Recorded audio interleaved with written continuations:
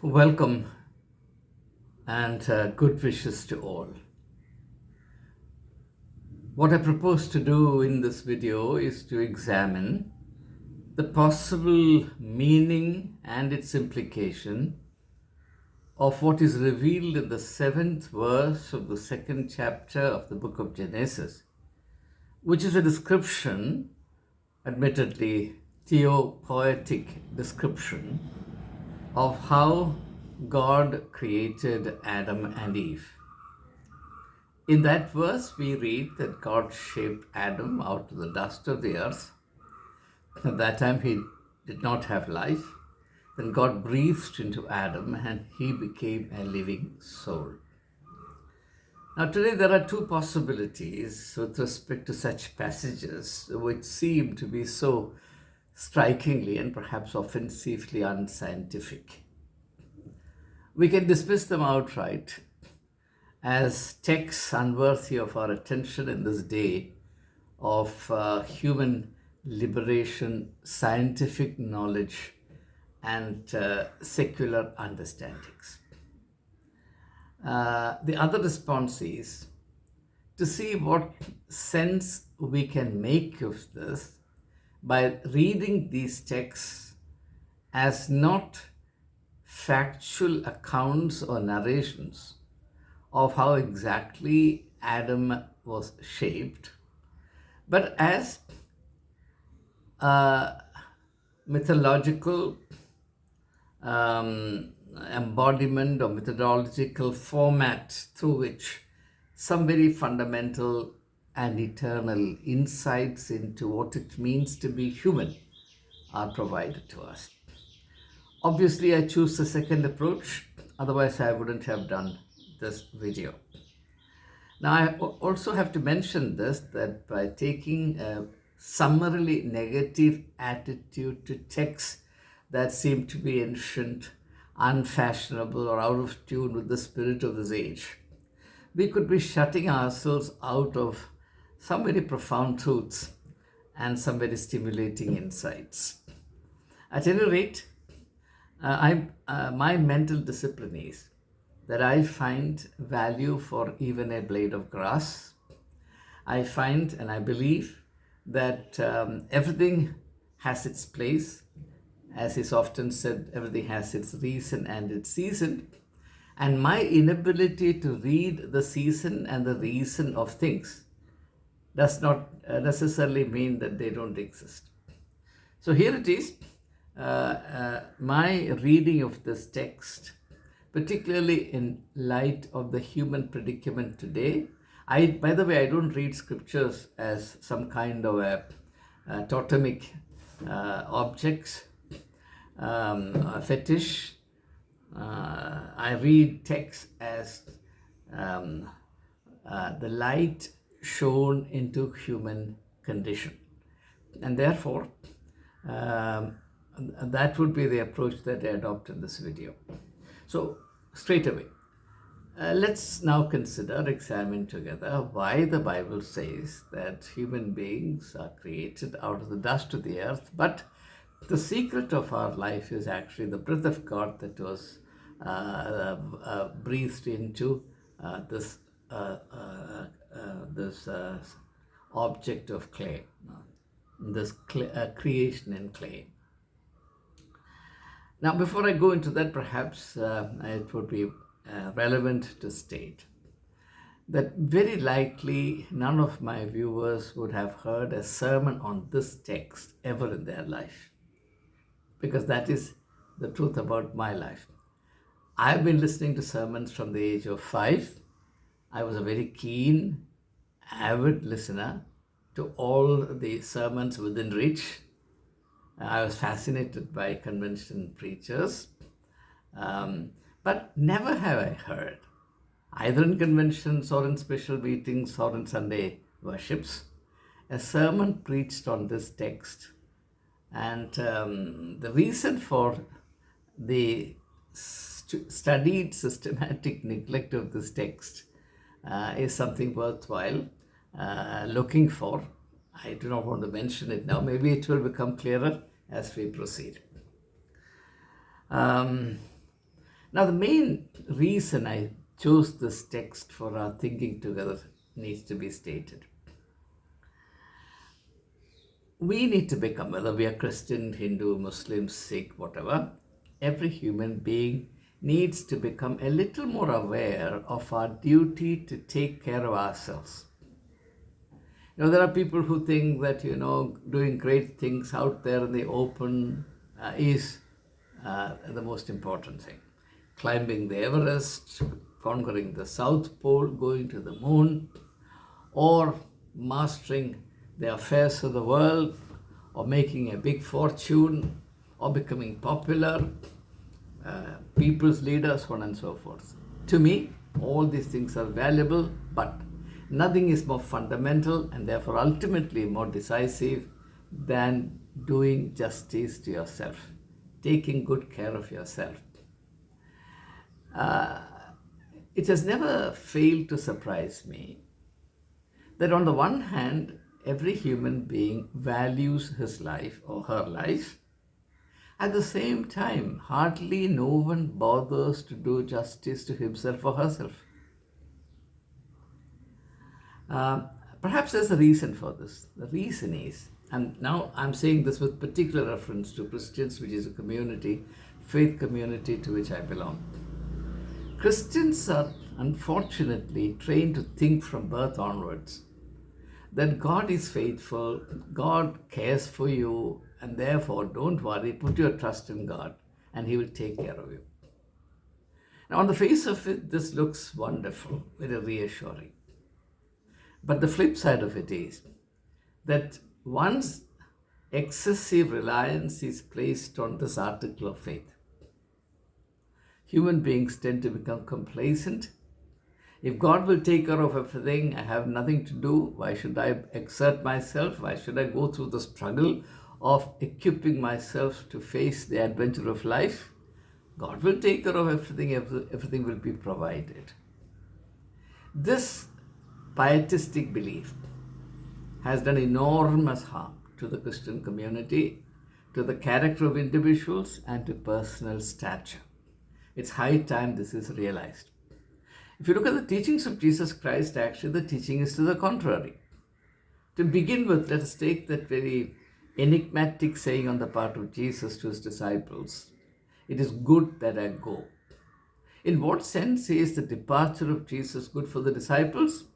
Well, it's good for the disciples in the sense that if Jesus continues to be with them, He would perpetuate a state of dependence on the part of the disciples, and therefore they will never grow.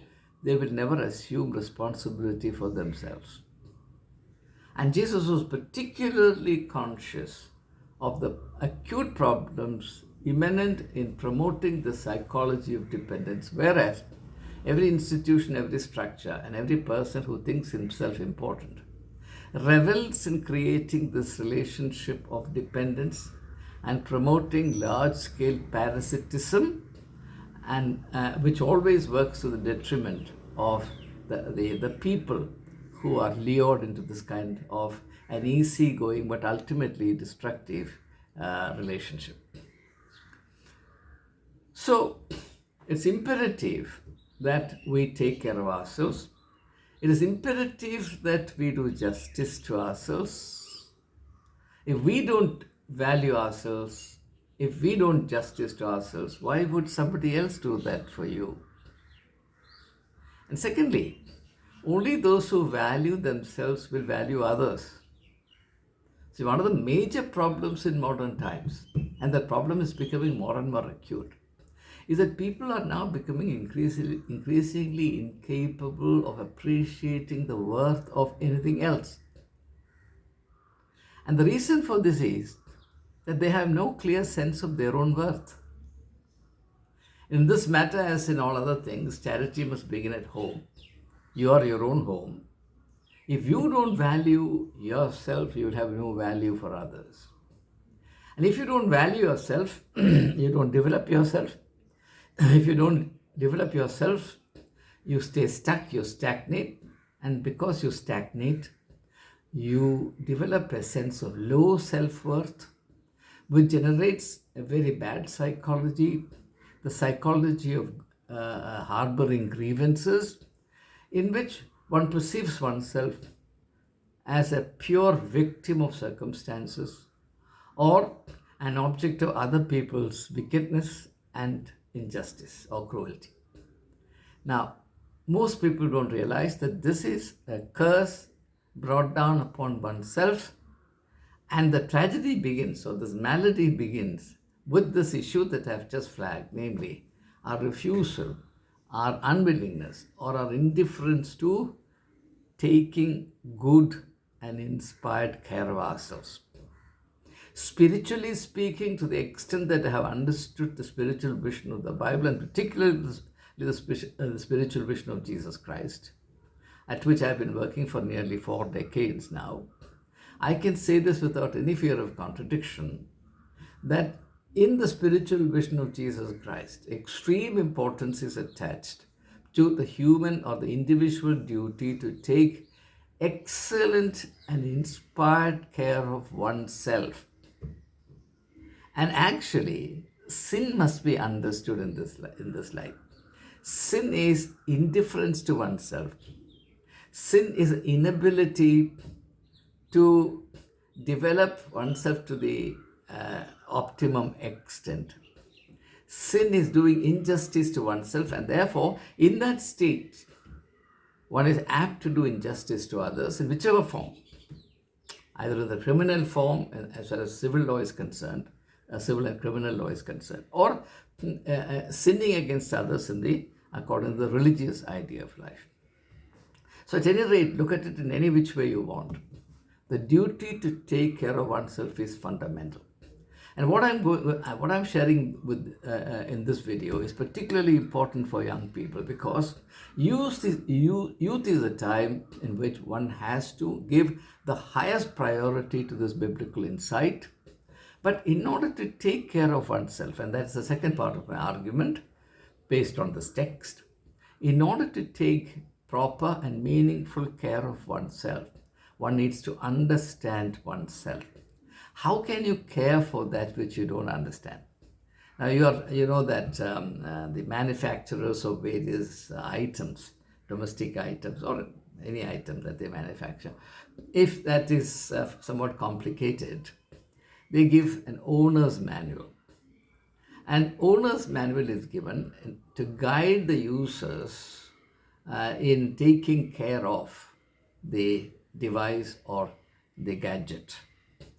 Now, who provides the owner's manual? The manufacturer.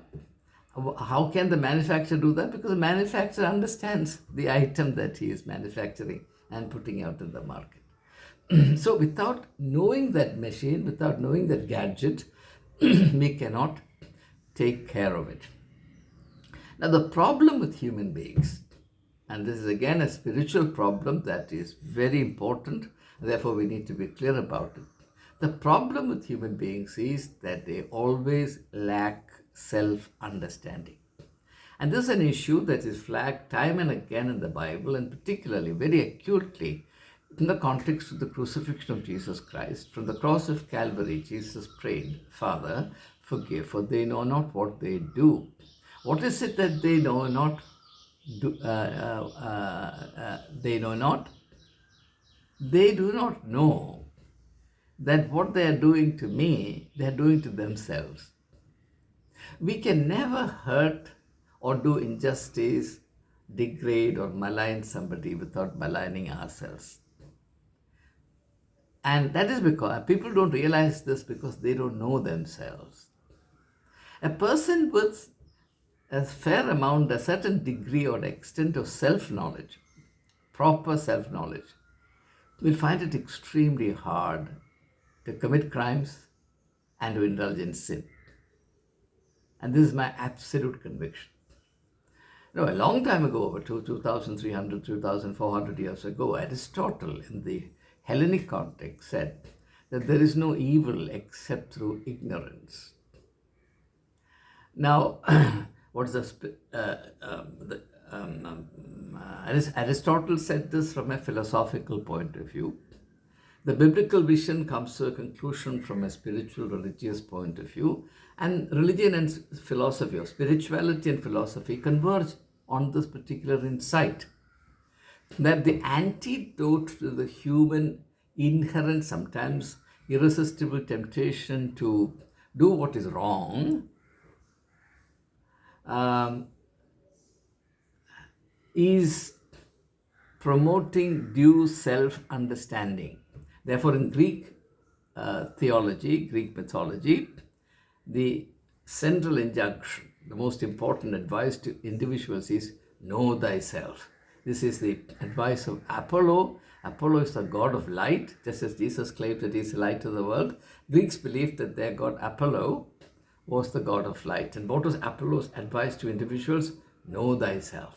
Because if you don't know yourself, how would you take care of yourself?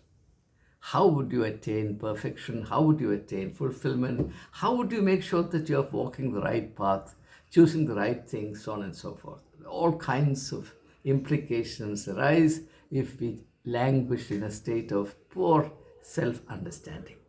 Yet, one of the most difficult things in the world is understanding oneself. It is easier to understand the other side of the moon, but it's so very difficult to know ourselves because we are too close and too intimate with ourselves. And therefore, we need some help in understanding ourselves. Now, this is not very difficult to understand. You will know that this is not something very strange because, after all, even today, no matter how much your knowledge has improved, no matter how enlightened and progressive you've become, if you develop a health problem, the problem is in your body or in your mind, but you go to somebody else for a diagnosis. That is to say, it's not you, but somebody else who understands your problem better. If you can accept that in medical sciences, why not accept this in the spiritual context? I have absolutely no problem in accepting this reality because I know that to be the basic truth about my life. If at all I have attained some insight into myself, it is with the help of sources external to myself.